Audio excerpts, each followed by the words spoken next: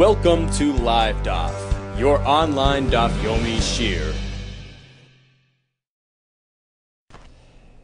Shalom Aleichem. Welcome back to today's Daf Hayomi Maseches SOTAH Daf Tesvav. We are on line 4, and right in the midst of the Hakravas HaMincha. So the Brisa told us how to do it step by step until we are at the point of Karev HaKoimetz, Shireh Ne'acholim. So once the Koimetz has been burnt on the Mizbeach, the leftovers of that Mincha will be consumed by the Kohanim. Nolan, how do we know this is true? Because the Pasuk says so. The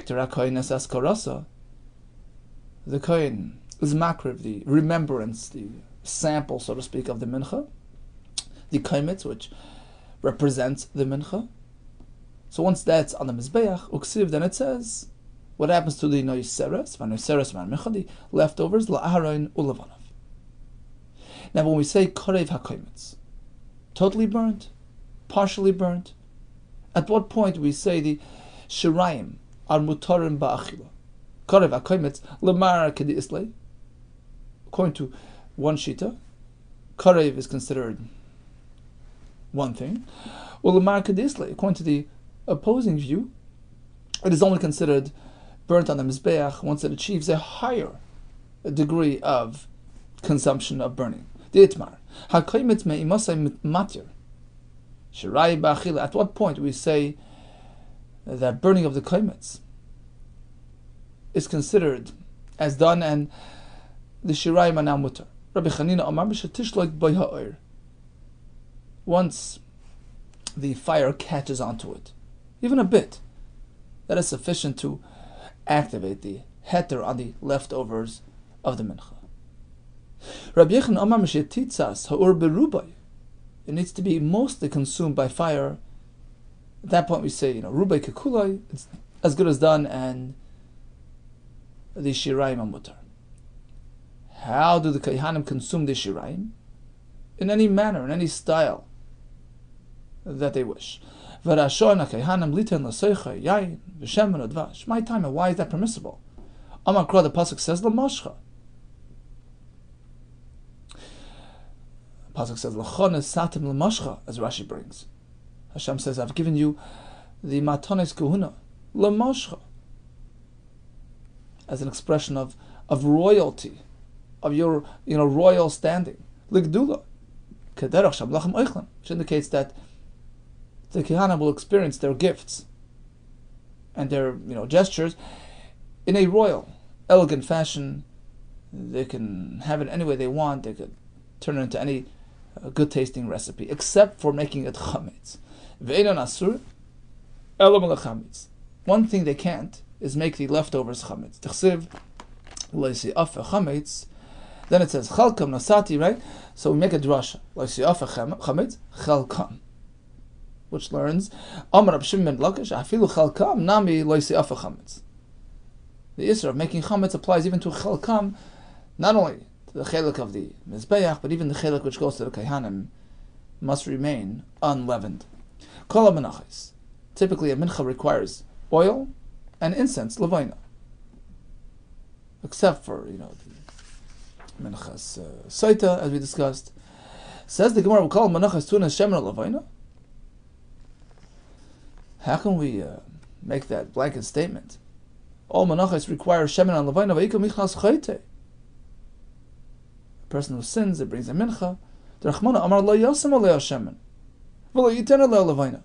Torah forbids placing shemen or levaina on that mincha. And you're telling me all menachos have it? Hachik Amar, the Brisa meant like this: Kol ha-menachos tunas shemen or levaina. There are the following elements that are found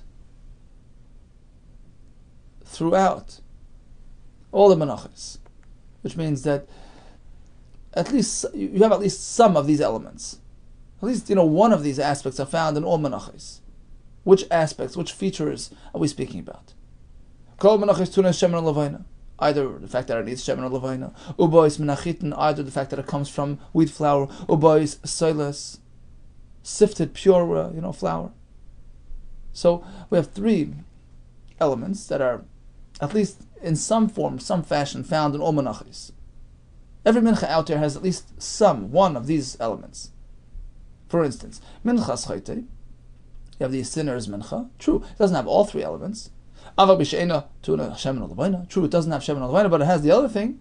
Ba menachitin, uba silas, or minchas oimer, right? The one you bring on Pesach.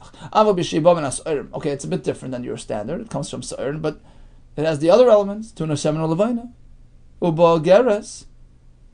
It's refined flour, barley flour, as opposed to the minchas SOTAH, which is lacking all these elements. Vuzu eina tuna loy shemen, loy levina no shemen or levina. Uba minas sa'ir, it's from barley. Uba kemach, unrefined flour, which is so different than your standard mincha. Once we're on the topic of differentiations, it's hanya amar Rab Shimon bedinu. Truthfully, it should be as such that that a mincha brought by a chayte should be more expensive. Tuna shemen ulevina. Why shaloye chayte niska? We don't want the sinner to save on the deal. Why should he get a discount mincha? Why should he be allowed to bring a substandard mincha? If anything, he should bring like anybody else, or even more. So why is it so that his mincha does not feature shemen or levina? We don't want his carbon to look elegant. Lest he think that, well, okay, I'm a generous fellow, giluk, no, we want you to feel humble. It's a kapara. Bring a bare bones mincha. Likewise, typically a carbon has, the flour and the wine that comes with it. What about your chatos brought by a sinner? Person who ate chaylev by mistake, or any other chatas brought for a chet, it should have nesachim. We don't want the sinner to gain on the deal. Why are you getting a discount?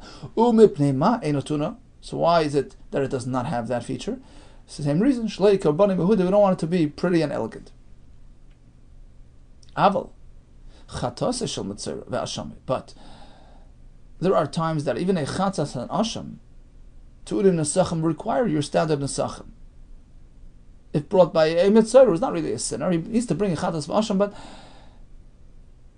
we don't treat it like a regular chatas chet, and therefore it has nesachim. It's not coming to atone for a sin, and therefore it's different. Therefore, it has the same features like a regular carbon. Eini, is that so that a mitzvah is not a sinner? Sure is. We have a list of 7 deviances which trigger mitzvah tzaras. Lashon hara, ayin hara, hasam minige. In the case of the mitzvah, the nega, the embarrassing, and annoying nega experience, who the chaper gives him the kapara. He's already cleansed. He's atoned for. Ki ma'isi carbon. The point of bringing the carbon is l'shtarui b'kachim l'kamaisi, is to allow him to open the doors, so he can access karbanis. It's more of a procedural thing to get him back on track, but the kapara has already been accomplished prior to the carbon, and therefore the carbon is a standard carbon with all these standard features, including the sachem. Elamiyat, if that's the case, chatas nazar. What about the chatas that a nazar brings at the end of his nazirus? Teitun and nesachem should be required. It's another example of a chatas which isn't necessarily coming to atone for a sin. He's a nazar. What did he do wrong? Why are there no nesachem? Why do we treat it like a regular chatas, which has no nesachem? Because it comes on a chet. Yes, even the nazar is somewhat of a sinner. We're going like the shita of Elazar Kapar. The Amar nazar nami chaytu. A nazar who deprives himself is considered a chayte. We learn it from the pasuk there. Asher chata ala nefesh. If you remember, Mesachas Nazar. So, yeah, he falls under the category of a chayte, and therefore his chatas is brought in similar fashion to the regular chatas of a chayte with no nesachem. So, back to the Mishnah. Why is the SOTAH bringing her mincha from Sa'irin? Says Rav Gamliel, because it matches her deeds. Animal-like behavior brings an animal, food, carbon, barley. Tanya, Amrlan, Rabbi Gamliel Chacham. Rabbi Gamliel turns to the Chacham. Seifrim. Chacham are called Seifrim. They count the letters of the Torah. So he addressed the Chachamim as follows. Ha'anicholi, please allow me, v'dershenu kimen chaymer. I'm going to present a beautiful elaboration, like a chaymer, some sort of ornament, and explain why, in fact, the SOTAH brings ma'achal behem. You see, the Shamil Rameir, because Rabbi Gamliel had initially heard a pshat from Rameir, the Kramar explained like this. The reason why she brings So'irim, because it's Mida Keneged Mida. She served this perpetrator, this other strange man, Ma'adani Yolam, elegant food. That's why. In response, Hashem requires her to bring a korban containing animal food. So that's the reason for this Minchas So'irim. Amar Lei, but Rabbi Gamliel asked Rabbi Meir upon hearing this pshat, Hatenach Ashira. This explains, this addresses a wealthy woman who, in fact, tried to impress the other fellow with the elegant food. Aniya, what about a poor woman who had nothing to feed him? Michael and Meimar. She didn't give him gourmet food, so it wouldn't apply in that case.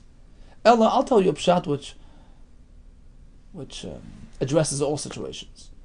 Just like her actions were animal-like, likewise her korban. So the kohen would bring piyolei shel cheres, a container, a cup of earthenware, so an earthenware container, in which you would place a half a lug, half a measure of water from the kiyar water. Rashi explains, Pasuk says, Ma'im kedoshim, holy water. It needs to be something which had kedushas kli. We take it out of the kiyar. Rabbi Yehuda, you don't need a half a lug, that's too much. Revi'is, a quarter lug is fine. Geshem shem ma'it b'ksav. You see, just like Rabbi Yehuda minimizes the amount of writing and that's rubbed into the water, as we're going to see later. Kach ma'it b'mayim. Likewise, he minimizes the amount of water used. Instead of a half a lug, it's a quarter. Nichnas leichal, so the kohen is now prepared to serve her the water. So first he goes into the heichal, upon eliminoi, makes a right turn. So to the right of the entranceway, there was a spot there. Umakam hayasham. There was a spot that had a loose tile on it.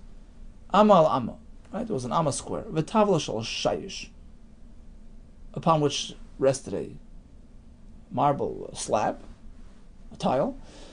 V'tabas haysakvuba, with a ring screwed into the top of the tile to serve as a handle. Ukishmak bia. So then he would use the ring to lift that tile. V'noitel afim tachtea, retrieve some loose earth from beneath that tile. V'noisen, and then sprinkle it on the water. Kadeshi yiru al hamayim, enough that can be visibly floating on that water. Shadamar ben offer asher yeh b'karka mishkan. The pasuk says the offer from the karka yikach hakohen. Kohen takes v'nosen el hamayim, and he puts it on the water. Rashi says, if it would say v'nosan b'mayim, mixed in, not really visible, but el hamayim means it has to be floating on top. Tani we learned in a brayso. Fioli shel cheres, this cheres kli needs to be chadasha, never used before, brand new. Did Rabbi Shmuel, my time of the Rishmal, why? Gamar, he has Gzeira Shava, using the words kli. Kli mi mitzora. It says kli over here. And by mitzora it uses the word kli as well. And we draw a parallel. Ma'alahalam cheres chadasha. Just like the kli of the mitzora needs to be a new kli, afkan cheres chadasha, likewise by the SOTAH. V'asa menolan, how do we know that the kli that the mitzora uses during his purification process is a brand new kli? D'chsiv, shachat as tzibura achas.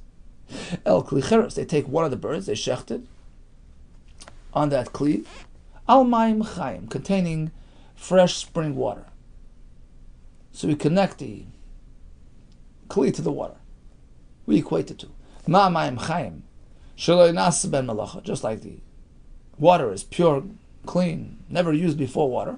Av kli shalenasis ba melach. Likewise, the kli has to be a never before used vessel. So that establishes that the mitzvah needs a new kli, and we bring that over to SOTAH as well by way of the gzera shava kli. Asks the Gemara, then you're comparing it, so let's compare it totally. If that's the case, then let's make a complete parallel. Just like over there, you need to use spring water. Perhaps the SOTAH needs spring water as well. And the Mishnah says we take the kir water, which isn't spring water. Actually says it's mikvah water. You're right. According to Rabbi Shmuel, who applies this gzera shava and this connection to mitzvah, he holds that just like mitzvah needs mayim chayim, the water that his SOTAH drinks is also mayim chayim. The Rabbi Yehuda, as Rabbi Yehuda tells us, in fact, this is a machlokes. Mekir. What type of water was contained in a kir? Rabbi Shmuel Eimer, meimayin, spring water, exactly. V'chacham Eimer, mishar meimayin, other waters are fine as well. So we connect SOTAH to mitzvah, and therefore says Rabbi Shmuel, mitzvah needs a new kli, SOTAH as well. 1 second, Ikil Mifrach, is a way to challenge this comparison. Mitzvah is so different, it requires all those added elements. A block of wood, grass, red thread, all those features that are not around by the SOTAH. So it says you can compare the two. Omar Rabbah, says Rabbah, I'll tell you how we know that the SOTAH needs a brand new, never used kli, not because of the gzera shava. Amakra. Pasuk says that the kohen takes the afar, right? V'nos lokach hakohen mayim kedoshim big kli cheres. Right? It doesn't say kohen takes a kli cheres. He's going to put the water big kli cheres, which almost sounds like, you're meant to know which, you already know which kli we're talking about, right? Big kli cheres, kli shamatil chakvar. Which kli are we speaking about? Oh, that kli, the same type of kli, which I had already described to you elsewhere. Where? By mitzvah. So there's the connection between SOTAH and mitzvah. Just like over there, it's a new kli here as well. So bottom line is, we have machlokes. According to Rabbi Shmuel, brand new kli. Either the gzera shava, or because of Rava's drash, the kli cheres. But according to Rabbanan, it can be used kli as well. But, says the Gemara, even according to Rabbanan, there are limitations. Amar Rava, even the Rabbanan, who allow a used kli, that's only mutar ela shleinis achmu panav. If the kli's, surface was not yet, dirty to the point that it's like really black. Aval nis achmu panav, but suppose, had been discolored and blackened, because of its use over the fire. Pesulin, you can no longer use this kli. My time of why?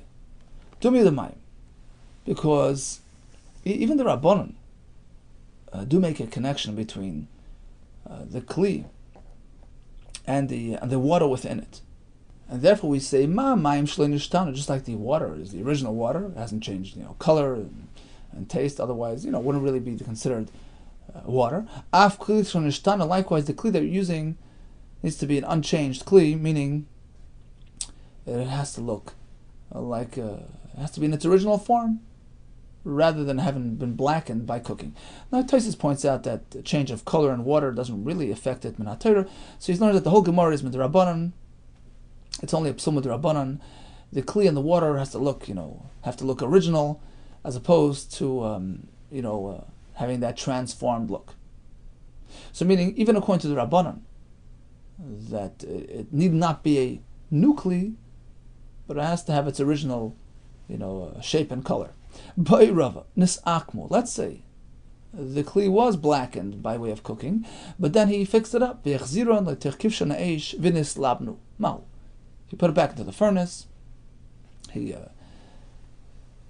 rebaked it, and it's white again. It's in its original color. So lost its it's black. What's the halacha here? Shall we say, given the itchu, once the kli has been pushed aside, so to speak, disqualified, because it got blackened, it's over, lost its chance. Or perhaps we can say it's been revived, regenerated. Kibbutz the hadar, once it's back to its original, form, hadar, it's back and it's good. Tashma is a raya. Rabbi Lezer Omer, eitz eres, ve'ezei, v'shnita las. These are the three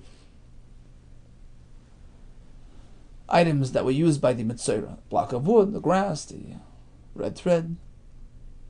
Shehivshul bahen, he used them to hang from them kupasa, a basket, lachora behind him. So he used them as sort of a handle, something to, some strap from which his basket was hanging. Psulin, they're no good. They can no longer be used for the Mitzorah. Now Rashi explains, evidently Rabbi Lezer is not concerned with just the fact that he used them. Otherwise, he would just say simply, any thing that was used for something else, nasa b'hem malacha is possible. No, he's not concerned with the malacha per se. He's concerned with the fact that they got bent out of shape. There was a shinui in their appearance. That's the issue. We say it's possible. Why? It's not a permanent condition. It straightens out again. Well, look, in that case, hadri, umifshati, they're back straight again after a while. So apparently, we say, once it's been disqualified, it's over. So the chayr would be a right to the halacha of the kli cheres as well. You can't fix it back up again. So the Gemara, no, perhaps that's not the concern. If you can revive it, get it back to the original form, you're okay. Hasam. The problem here is the ikluf. Ikluf, they've been, bent out of shape permanently.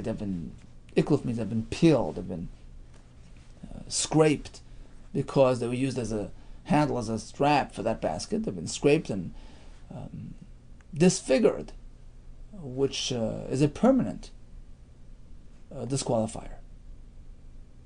So back to the kohen who takes the kli, whatever it is, an old kli, a new kli, walks into the heichal. Nichnas leichel upon limine. My time, why is he going to his right dafka? The Rama, we have this as a set procedure. Anytime you do things, certainly in the Mikdash, it's always to the right. Called pinesh at the point, any turn that you make, lo yuela derechimin, it's to the right, and that's why he goes there to find the offer to place on that water. Okay, Bez Hashem will continue tomorrow. Let's just summarize today's daf.